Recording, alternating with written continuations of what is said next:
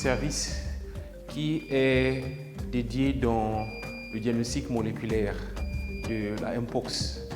Et donc, les échantillons des cas suspects qui arrivent ici au laboratoire sont dirigés vers mon service pour des analyses.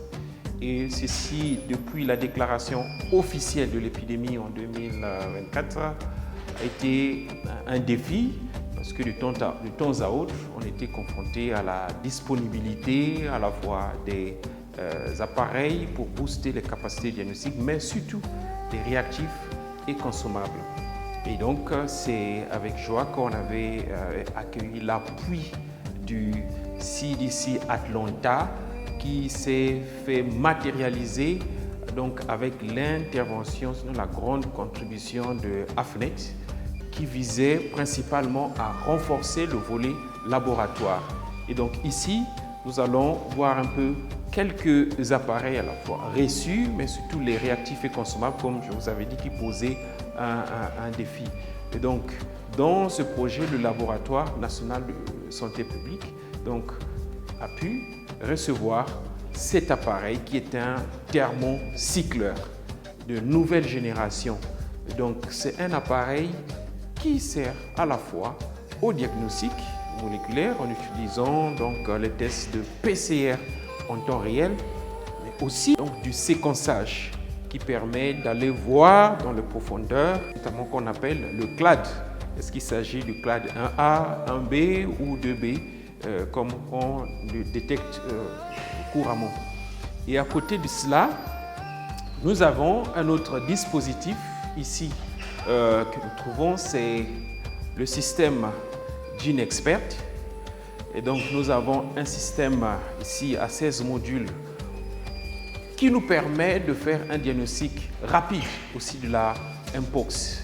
Et donc nous avons pu mettre en marche ce système grâce aussi à cette contribution qui a permis d'acheter les cartouches pour fonctionner, mais surtout ça a permis de décentraliser le processus de test parce que ces mêmes appareils sont situés dans différents petits labos à l'intérieur du pays et donc ça a permis de former les techniciens de laboratoire. Au total, 52 techniciens de laboratoire ont été formés et nous avons pu faire donc fonctionner pour le diagnostic de la Mpox en utilisant le système GeneXpert, quasiment 9 laboratoires à l'intérieur du pays. Et donc, entre autres kits que nous avons reçus, les importants qu'on peut voir ici, ce sont ces cartouches donc, de GeneXpert spécifiquement dédiées pour la détection du virus Mpox. Et donc ici, ça a permis donc de faire monter tous les préparatifs pour la formation, parce qu'il fallait avoir des images et autres, essayer déjà pour valider ces cartouches, ce qui a facilité donc la formation et l'implémentation de cette technique au niveau des différents laboratoires décentralisés. Et donc, à 16 modules, c'est principalement au niveau du laboratoire national de santé publique. Mais au niveau des sites, vous avez donc des appareils GeneXpert comme ça qui se trouvent là-bas à 4 modules. Et donc, ça permet au même moment de tester 4 échantillons dans un délai par échantillon d'1 heure. Et donc, ça couvre énormément le nombre de cas suspects qu'on peut avoir et avoir déjà les réponses rapidement et savoir guider la prise en charge. Et une fois que les échantillons sont testés là-bas, que ce soit positif ou négatif, sont toujours envoyés ici au niveau du laboratoire national de santé publique pour faire un contrôle de qualité. Et nous devons aussi d'abord donc utiliser les mêmes plateformes que les sites et utiliser les plateformes un peu plus avancées pour bien évaluer exactement le contrôle qualité. Et je vous avais dit, il était important donc les aspects de réactifs consommables qui ont été reçus. Ici, vous avez juste un échantillon de ce qui a été reçu via cet appui, notamment des cônes ou des embouts, des kits d'extraction, des kits de prélèvement, des kits de détection. Donc ici aussi, là, c'est des consommables pour faire fonctionner les thermocycleurs pour réaliser les réactions de PCR en temps réel et vous avez aussi tous ces réactifs-là qui sont importants pour les étapes un peu détaillées, notamment dans le processus du séquençage où il y a plusieurs analyses à faire. Et donc, comme vous pouvez le voir, ce projet vraiment a permis de disposer de ces réactifs et consommables et donc rendre capable le pays à faire de la surveillance de la Mpox dans un délai qui va s'étendre à plus d'une année parce que nous en avons reçu en grosse quantité. Voilà, donc ici nous allons aussi vous montrer un peu les réactifs toujours reçus à travers ces projets. Donc ces réactifs qui doivent être gardés à basse température, à moins 20 degrés. Et donc nous avons ici, comme vous pouvez voir, des kits pour faire les tests de Mpox. Et la particularité avec ces kits, c'est que ça fait la détection, mais ça vous donne aussi déjà quelques résultats que vous êtes censé avoir avec le séquençage. Donc avec précision, ça vous donne le clade qui est en circulation.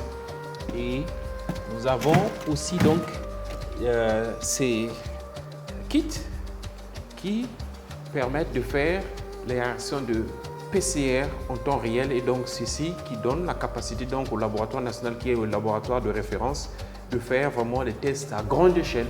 Parce que là, ça permet d'utiliser les appareils que nous avons vus là-bas où, au même moment, vous pouvez lancer plus de 94 échantillons. Donc, donnant ainsi la capacité que le laboratoire de référence devait avoir. Donc, un site au volume en termes de tests. Donc, vous avez aussi ces boîtes qui contiennent des enzymes donc, qui vont contribuer à faire les réactions de séquençage pour voir avec précision donc les clades et comme on a dit, ces réactifs doivent être gardés à température basse, donc ici à moins 20 degrés Celsius. Donc ici, nous avons notre salle de séquençage et donc à travers ce projet, on avait reçu aussi certains réactifs qui contribuent donc à la réalisation des manipulations sur le séquençage. Allez voir dans le détail le pathogène détecté pour, avec beaucoup d'assurance, déterminer le clade, la ligne.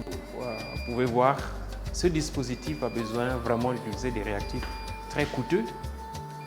Ce projet était vraiment d'une importance capitale et ça a permis de maintenir les capacités à réaliser le séquençage national de santé publique.